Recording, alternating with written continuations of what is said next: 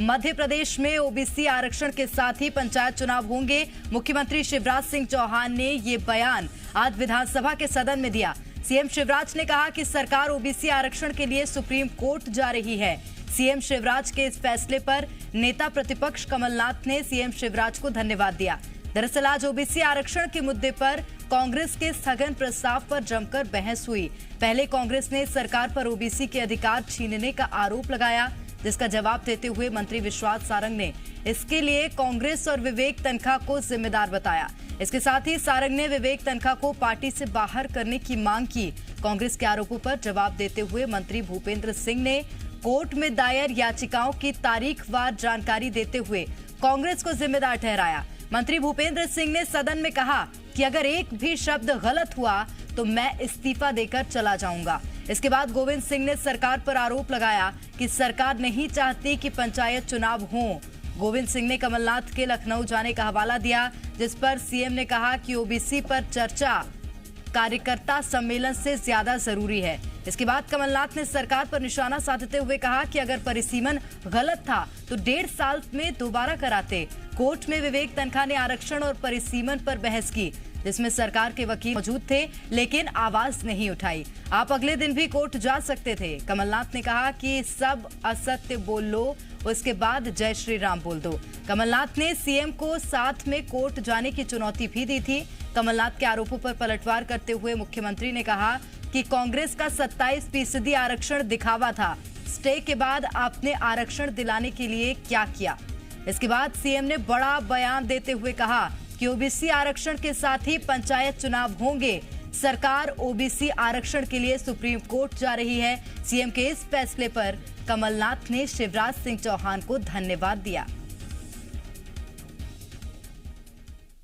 इस बात को कह रहा हूं कि मैंने जो तथ्य आज सदन में रखे हैं, अगर उसमें एक भी गलत होगा तो मैं इस्तीफा देता हूं। थोड़ी होता है कि पहले हाथ काटो फिर गर्दन कटाओ वाली स्थिति थोड़ी होती है।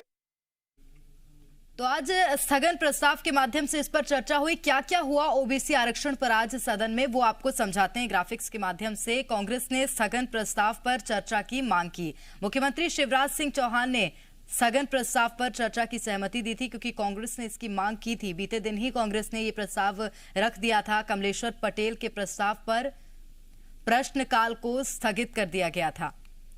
तो विपक्ष के नेता हैं कमलेश्वर पटेल, उन्होंने प्रस्ताव किया था सरकार ओबीसी के अधिकारों को छीन रही है। कमलेश्वर पटेल ने उसके बाद सरकार पर आरोप लगाया। वहीं मंत्री विश्वास सारंग ने कहा विवेक तन्खा की वजह से ये स्थिति बनी। उन्होंने कहा कि सरकार दोबारा परिसीमन कराए, कमलेश्वर पटेल ने कहा।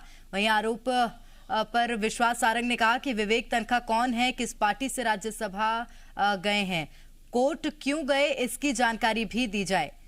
सरकारी वकील क्यों नहीं खड़ा हुआ, तरुण भनोट ने पूछा। भूपेंद्र सिंह ने याचिकाओं की तारीखवार जानकारी दी। एक शब्द भी गलत हुआ तो इस्तीफा दे दूंगा, मंत्री भूपेंद्र सिंह ने कहा। और सुखदेव पांसे ने कहा ओबीसी आरक्षण को लेकर कुछ नहीं कहा गया है, हम चाहते थे कि चुनाव जल्दी हो। मंत्री भूपेंद्र सिंह ने अपना पक्ष रखा कि चुनाव जल्दी हो, ये चाहत थी हमारी। कांग्रेस चुनाव को रोकने के लिए 5 बार हाईकोर्ट गई। विवेक तन्खा ने सुप्रीम कोर्ट से ओबीसी आरक्षण को निरस्त करने की मांग की। मंत्री भूपेंद्र सिंह ने आरोप लगाया कांग्रेस पर ओबीसी आरक्षण कांग्रेस पार्टी की ओर से रोका गया। उन्होंने कहा ओबीसी आरक्षण को किसी भी कीमत पर रुकने नहीं देंगे। कमलनाथ सरकार ने ओबीसी को 27% आरक्षण दिया, मंत्री गोविंद सिंह ने कहा। उन्होंने कहा कि सरकार नहीं चाहती थी कि पंचायत चुनाव हो।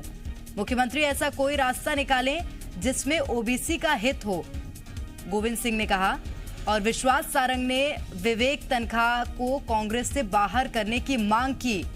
कहा कि कमलनाथ को लखनऊ जाना है, कार्यकर्ता सम्मेलन से ये ज्यादा जरूरी है। मुख्यमंत्री शिवराज सिंह चौहान ने ये बात रखी। ये महत्वपूर्ण चर्चा, नेता प्रतिपक्ष अंत तक मौजूद रहे। मुख्यमंत्री शिवराज सिंह चौहान ने कहा कि ये कार्यकर्ता सम्मेलन से ज्यादा जरूरी है। मैंने अपने राजनीतिक जीवन में संसद में कई बहस सुनी है, कमलनाथ ने कहा। मुझे विधानसभा का अनुभव कम है, ऐसी बहस नहीं होती है। और वहीं कमलनाथ ने कहा कि सीमांकन, आरक्षण और परिसीमन महत्वपूर्ण है। कोविड के दौरान उपचुनाव हुए लेकिन पंचायत चुनाव नहीं हुए। अगर परिसीमन गलत था तो 1.5 साल में दोबारा कराते। कमलनाथ ने कहा, और कहा कि विवेक तन्खा ने आरक्षण और परिसीमन पर बहस की। आपके वकील कोर्ट में थे, आवाज क्यों नहीं उठाई? आप अगले दिन कोर्ट जा सकते थे, आपके वकील शांत रहे। कमलनाथ ने कहा, सब असत्य बोल लो, उसके बाद जय श्री राम बोल दो। तो कमलनाथ ने सीएम को कल साथ में कोर्ट चलने की चुनौती भी दी थी। सीएम को कहना था कि हमें ये आदेश स्वीकार नहीं।